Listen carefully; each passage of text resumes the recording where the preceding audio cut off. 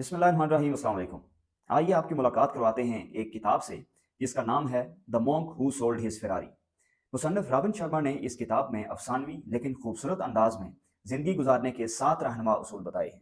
Robin Sharma दुनिया के जाने माने लीडरशिप एक्सपर्ट्स में से एक हैं और उनकी किताबों और उनके लेक्चर से लोगों की एक बड़ी तादाद मुस्तफ़ीद होती है। The monk who sold his Ferrari एक अफसानवी किरदार जूलियन मेंटल की ज़िंदगी के गिर्द घूमती है, लेकिन ऐन मुमकिन है ये रॉबिन शर्मा की अपनी ज़िंदगी की कहानी हो। जूलियन मेंटल एक कामयाब वकील थे। पैसा, गाड़ी, property, anything you name it, he had it. बस नहीं था तो सुकून नहीं था। वो केसेस भी अमीर लोगों के लेते थे, बल्कि आप ये कह सकते हैं कि वो वकील ही अमीरों के थे। उनकी ज़िंदगी का मकसद पैसा कमाना और उस पैसे की मदद से ऐश व इशरत की ज़िंदगी गुजारना बन गया था। उनका लाइफ़स्टाइल इतना ख़तरनाक हो चुका था कि 53 साल की उम्र में भी जूलियन मेंटल 80 साल के बड़ी मोटी तौंद वाले बूढ़े महसूस होते थे। फिर एक दिन कोर्ट रूम में उन्हें हार्ट अटैक हुआ और ये था वो टर्निंग पॉइंट जिसने जूलियन मेंटल की ज़िंदगी बदल के रख दी। शायद अस्पताल के बेड पे फुर्सत में उन्हें सोचने का मौका मिला कि पैसा, गाड़ी, प्राइवेट जेट वगैरह ये वो चीज़ें नहीं हैं जिससे उन्हें सुकून मिल सकता है, बल्कि सुकून का ताल्लुक तो किसी और चीज़ के साथ है।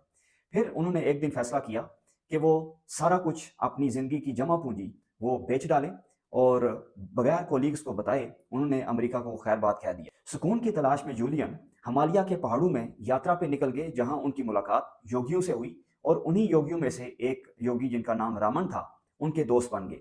रामन ने फिर जूलियन मेंटल को कामयाब ज़िंदगी के 7 रहनुमा उसूल बताए, लेकिन इसके लिए उन्हें जूलियन मेंटल को एक कहानी सुनाना पड़ी। योगी ने जूलियन से कहा कि फ़र्ज़ करें आप एक ऐसे बाग में बैठे हैं जिसमें तरह-तरह के फूलों से लदे दरख्त हों और माहौल की खूबसूरती को परिंदों के चहचहाने की आवाज़ मज़ीद चार चाँद लगा रही हो।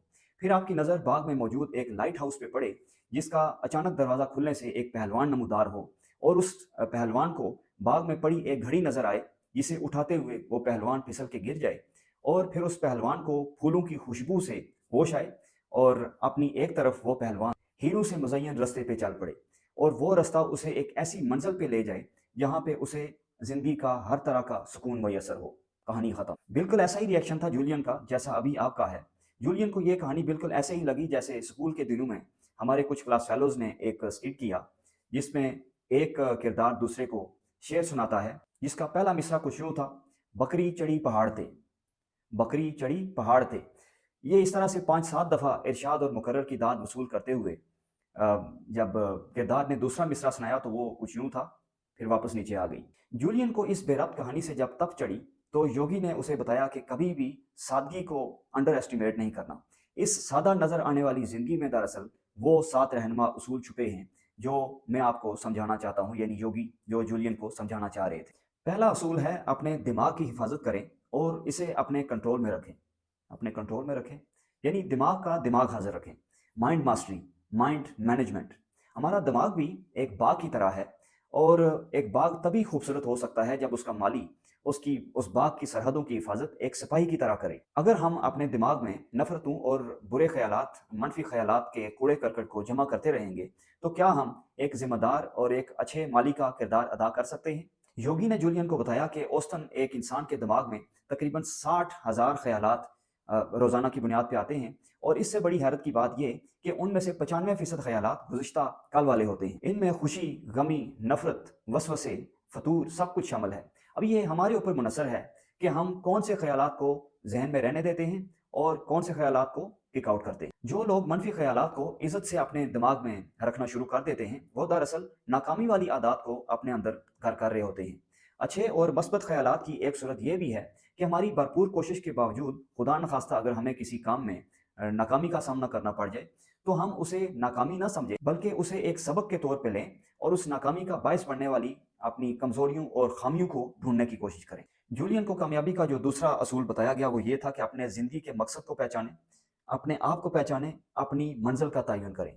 कुछ लम्हे पहले हमने योगी वाली कहानी में लाइट हाउस का ज़िक्र किया था। आप प्रैक्टिकल लाइफ़ में उसे इस तरह लें जिस तरह किसी खूबसूरत ख़यालात वाले इंसान को अपनी ज़िंदगी का मकसद नज़र आ जाए। अगर फ़लसफ़े की ज़ुबान में बात करें तो साहिब बसीरत होने की ज़िंदा तमन्ना अपने दिल में जगाएँ।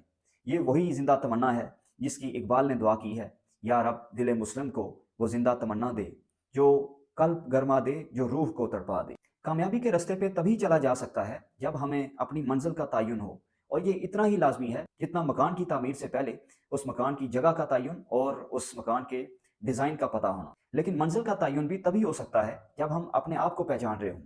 اگر ہم لیٹ سے وکالت کر رہے ہیں تو یہ عین ممکن ہے کہ ہمارا خمیر ہی وکالت والا نہ ہو سکتا ہے کہ ڈویژن آف لیبر میں فطرت نے ہمارے حصے میں اچھی درس و تدریس رکھی ہو، تو پھر ہم اچھے وکیل کی بجائے اچھے ٹیچر بن سکتے ہیں۔ اپنے آپ کو پہچاننے کا بہترین طریقہ جو جولین کو بتایا رامن یوگی نے، وہ یہ تھا کہ اپنے ضمیر کی آواز سنیں۔ اگر کسی چیز کے یا کسی کام کے ذکر سے آپ کے دل کی دھڑکن تبدیل ہو جائے، آپ کی آنکھوں میں کامیابی والی وہ ایک چمک نظر آنا شروع ہو جائے، تو عین ممکن ہے کہ یہی وہ پیشہ یا وہ چیز ہو جو آپ کی کامیابی کی کال ہو۔ یوگی نے جو زندگی گزارنے کا تیسرا اصول جولین کو بتایا وہ یہ تھا کہ اپنے آپ پہ قابو رکھ کے اتنا اپنے آپ کو ٹرین کریں کہ خود کفیل ہو جائیں۔ ہم نے یوگی والی کہانی میں لائٹ ہاؤس سے نکلنے والے پہلوان کا ذکر کیا تھا۔ جب ہم اپنے آپ کو پہچان لیتے ہیں اور اپنی منزل کا تعین کر لیتے ہیں تو اس سے اگلا سٹیپ یہ ہے کہ ہم اس منزل پہ پہنچنے کے لیے اتنی محنت کریں، اتنا اپنے آپ کو ٹرین کریں، اتنی پریکٹس کریں کہ ہم اپنی اس فیلڈ کے پہلوان بن جائیں۔ یوگی نے جولین کو بتایا کہ قدیم وقتوں میں مشرق کے لوگوں نے یعنی جاپانیز چائنیز نے ایک فلسفی پروان چڑھائی جس کا نام کائزن تھا۔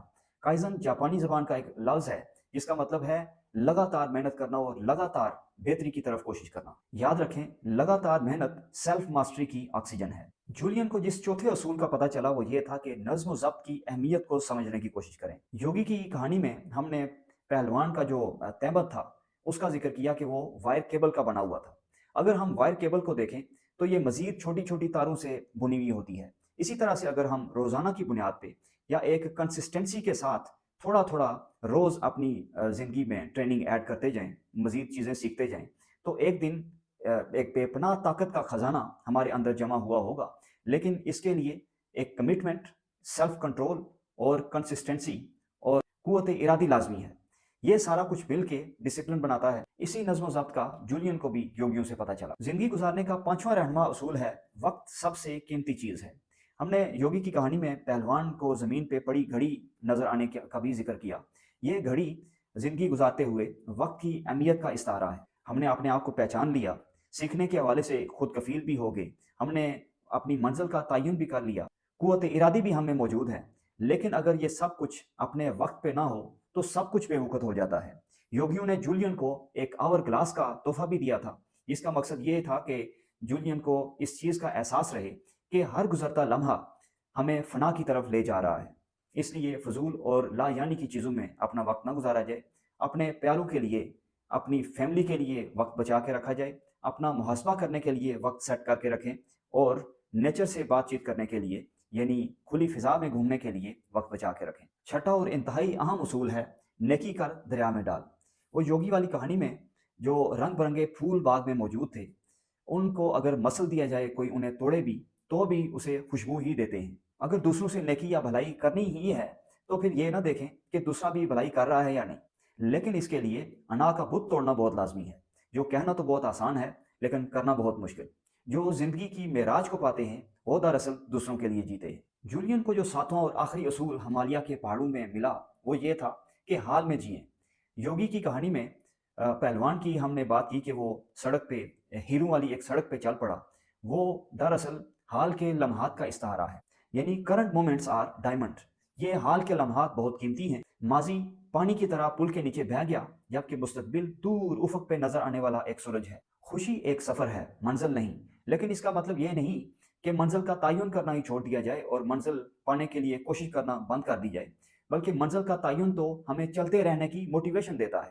البتہ اس منزل کو پانے کے لیے بہت ہی دیوانہ وار سب کچھ چھوڑ چھڑا کے، حال کو چھوڑ کے بس مستقبل کی فکر میں لگ جانا، یہ کامیابی کی نوید نہیں ہے۔ مستقبل کی بے جا فکر ہمارا کام نہیں، بلکہ حال کے لمحات کو، جو قیمتی وقت جو اس وقت گزر رہا ہے، اس کو اچھی طرح استعمال کرنا، یہ ہمارے ہاتھ میں ہے۔ نتیجہ اللہ کی ذات پہ ہے۔ امید ہے یہ 7 رہنما اصول آپ کے لیے بھی مددگار ثابت ہوں گے۔ ملتے ہیں انشاءاللہ اگلی ویڈیو میں۔